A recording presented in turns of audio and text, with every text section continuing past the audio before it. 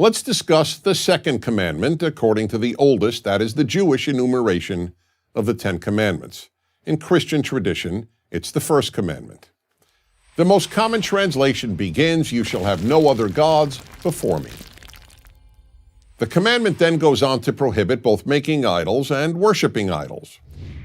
Most people, when they think of this commandment, understandably think that it only prohibits the worship of idols and the worship of gods, such as the ancient pagan gods of rain, of fertility, all the other nature gods, and chief gods such as the Roman Jupiter and the Greek Zeus. However, there is a major problem with this understanding of the commandment. Since no one today worships these gods, let alone worships idols made of stone, most people think that this commandment is irrelevant to modern life. The irony, however, is that this commandment is not only relevant to modern life, it is in many ways the mother of all the other commandments. Why is it so relevant today? Because today we have as many false gods as the ancients did. And why is it the mother of all the other commandments? Because if we identify false gods and avoid worshiping them, we will eliminate one of the greatest barriers to a good world, false gods. So let's begin by defining a false god. The point of biblical monotheism is that there is only one God, and that only this God, the creator of the universe, who demands that we keep these 10 commandments, is to be worshipped. Why? First, because one God means one human race.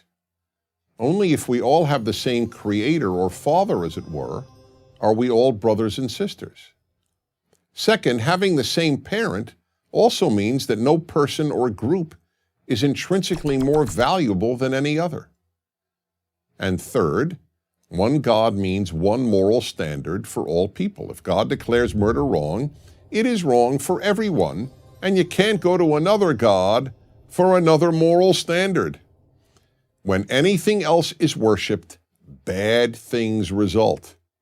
Not only things that can obviously lead to evil, such as the worship of power, or race, or money, or flag, but also things that are almost always seen as quite beautiful, such as art, or education, or even love. Yes, any of these often wonderful things, when worshipped, can lead to terrible results. Take art. Many of the cruelest humans in history loved beautiful music and art. But as a music lover, I learned early in life the sad fact that great music can be used to inspire people to follow evil just as much as it can be used to inspire people to do good. The great Hollywood director Stanley Kubrick vividly made this point in his classic 1971 film, A Clockwork Orange. In it, men rape and murder while classical music plays in the background. Take education. We all recognize how important education can be, from preparing people to be able to find work to understanding the world. But education in and of itself, divorced from the higher ends of God and goodness, can lead, and often has led, to great evil. Many of the best educated people in Germany supported Hitler and the Nazis, and almost all of the Western world supporters of the genocidal regimes of Stalin in the Soviet Union and Mao in China were highly educated. There is nothing about a PhD that guarantees a person will be wiser, kinder, or more ethical than someone with only a high school education. The same holds true even of love.